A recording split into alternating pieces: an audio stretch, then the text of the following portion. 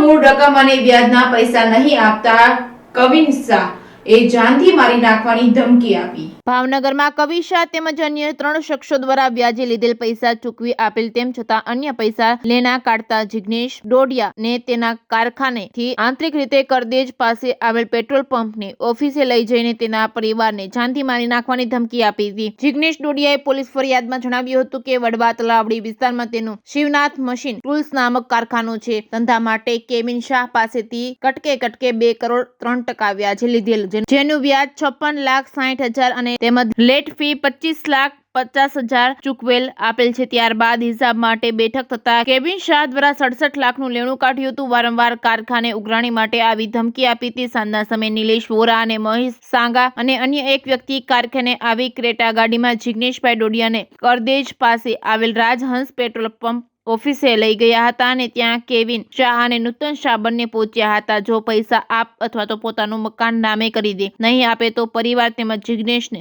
જાનથી મારી નાખવાની ધમકી આપી હતી। Reporting by Hiren Bhayani, Bhavnagar.